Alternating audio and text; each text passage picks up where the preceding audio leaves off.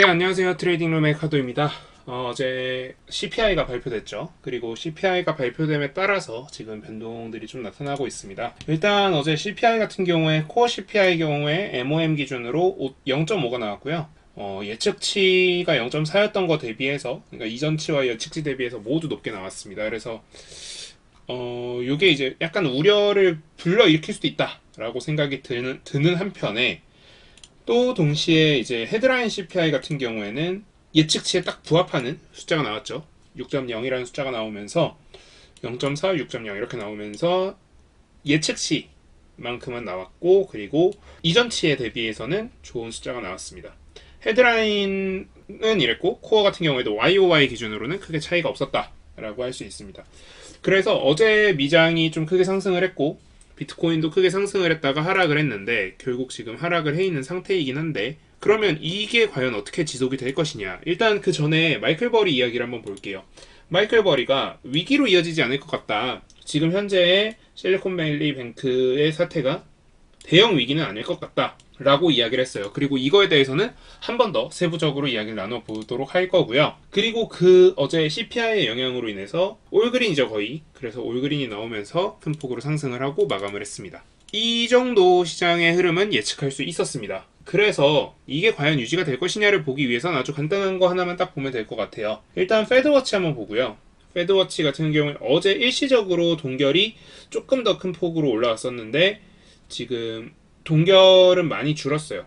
그러니까 동결은 지금 많이 줄었고, 그것 대비해서 이제 0.25%, 그러니까 25bp짜리 베이비 스텝이 많이 늘고 있는 상태인 거고요. 근데 이것도 25bp랑 50bp 인상이 주였던, 당장 저번 주에 비하면 많이 좋아진 거죠. 그래서 뭐 지금 금리에 대해서 예측치는 많이 좋아졌다. 그래서 이제 CPI에 대해서 세부 데이터만 좀 뜯어보면 될 것 같아요. 세부 데이터 뜯어보면서 한번 이야기를 해볼게요. 일단 지금 CPI 세부 데이터를 보면은 푸드 같은 경우에는 전월 대비해서 소폭 감소했고요. 뭐 에너지 같은 경우에는 큰 폭으로 줄었어요. 에너지 같은 경우에는 지금 거의 2.0이었던 게 0.6까지 큰 폭으로 줄어들었고, 그 대부분의 원인은 지금 에너지 중에서도 지금 퓨얼 오일이 큰 폭으로 줄었죠. 그래서 요 영향이 컸다라고 할 수 있을 것 같고요. 그리고 그 와중에도 지금 다른 뭐 에너지 서비스라던가 이런 것들도 많이 줄었어요. 근데 오른 게 좀 눈에 띄는 게 있어요. 오른 게 눈에 띄는 친구가 뭐냐면 지금 서비스예요. 그러니까 서비스 중에서도 특히 쉘터와 트랜스포테이션 서비스가 지금 상승을 했거든요. 거주 비용 같은 경우에 이번에 무조건 떨어진다라고 예측을 하던 요소 중에 하나입니다. 그러니까 시장은 지금 거주 비용이 큰 폭으로 하락할 거다라고 예측을 하고 있었어요. 자, 왜 그러냐? 공실률이라던가 이런 것들이 당연히 영향을 줄 수밖에 없습니다.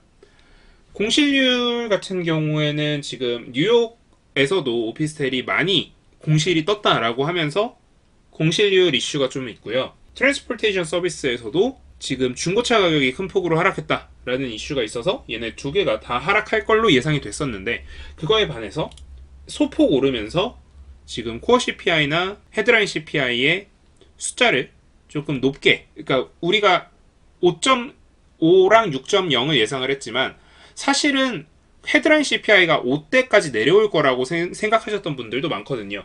그거 대비하면은 다소 높게 나오면서 실제 시장을 약간 왜곡시켰던 부분이 있는 것 같습니다. 그러다 보니까 전체 시장이 더 크게 올라갈 수 있었던 부분을 상승폭이 조금 제한되는 부분이 있었던 것 같습니다. 그래서 뭐 세부적인 다른 숫자들도 다 뜯어보면요, 이번 데이터에서는 요약을 이렇게 할 수 있을 것 같아요. 인플레이션 어느 정도 잡혔다. 하지만 아직 100% 잡힌 건 아니다. 자, 그런 관점에서 아까 제가 말씀드렸던 마이클 버리의 기사를 한번 다시 살펴볼게요. 자, 지금 뭐 이슈들은 아직 남아있어요. 그러니까 뭐 경제 이슈들, 지금 생산자 물가 지수, 그러니까 PPI도 남아있고요. 그리고 그거 외에도 지금 원유 재고라던가, 그리고 앞으로 계속 일정들이 쭉 남아있습니다. 그런데 특히 사실 지금 쉘터 가격이 올랐잖아요. 그렇기 때문에 건축 승인 건수, 건축 허가 건수 이런 것도 좀 살펴보셔야 돼요. 이런 수치들이 지금 좋게 보이지만 실제로 좋은 건 아닐 수 있다라는 생각이 딱 드는 순간, 이 마이클 버리 이야기가 굉장히 쎄하게 느껴지거든요. 그러니까 마이클 버리가 빅쇼트의 대표 주자죠. 이 사람이 위기로 이어지지 않을 듯 이라고 하면서 정확히 뭐라고 남겼냐면 이 위기는 매우 빠른 시일 안에 해소될 것이라고 했습니다. 그래서 요거에 대해서 지금 시장의 해석은 마이클 버리가 롱충이로 전향한 거 아니야? 마이클 버리가 롱을 외치는 거 아니야? 라고 생각을 하시는 것 같은데 저는 지금 뭐가 보이냐면요. 지금 이 워딩이 보여요. 지금 이 위기는 이라고 했잖아요. 이 위기는 이라고 한 게 지금 굉장히 눈에 걸립니다. 사실 이게 뭐 어떻게 보면은 굉장히 마이너한 부분일 수도 있는데 그러니까 정확히 그러니까 영어 영문 코멘트로 뭐라고 되어 있냐면 This crisis could resolve very quickly 그리고 I am not seeing true danger here 라고 생각하는 요 문장에서 이 위기 그러니까 다른 위기가 있다 그리고 진짜 그러니까 다른 진짜 위기가 어딘가에 있다 이렇게 보이거든요. 다른 진짜 위기 어딘가에 있다. 그래서 그게 임박했다 라는 뉘앙스로 보여요. 그리고 마이클 버리의 빅쇼트는 항상 맞진 않지만 맞았을 때는 굉장히 큰 파급력을 보이고요. 그리고 과거에 리먼 사태 때 마이클 버리가 큰돈을 벌었던 리먼 사태 때도 지금과 같은 은행이 터져나가고 그런 영향들이 분명히 있었다.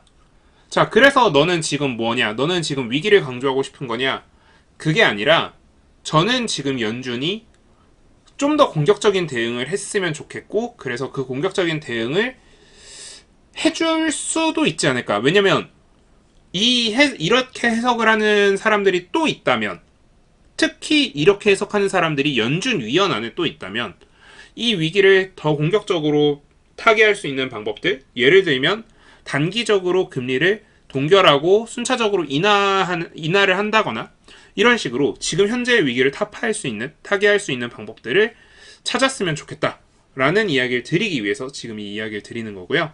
그래서 저는 아직 끝나지 않았다. 하지만 연준이 조금 더 공격적으로만 해준다면 곧 끝날 것이다. 라고 이야기를 하면서 라고 코멘트를 하면서 오늘 영상을 마무리하도록 하겠습니다. 그리고 지금 저희 채널에 멤버십에 가입해 주신 분들 감사합니다. 멤버십 가입하신 분들 한번 쭉 언급하면서 마무리하겠습니다. PP4949님, 혜리님, 후후님, 기분좋게 달린다님, 쭈연님, 둠님, 사기생님, 레드피츠님, 낙타탄 환자님, BLT님, 오케이님, 슝님, 최인호님 감사합니다. 미또님, 정PS님, 공반알수님, 축구중독남인님, 행복시다님, K프리프로님, 사무사님, 박재현님, 류키님, 돈부님, 박희철님, 기록운동님, TN님, 에드워드님 감사합니다. 오늘 영상은 여기서 마무리하도록 하겠습니다. 감사합니다. 지금까지 트레이딩룸의 카도였습니다.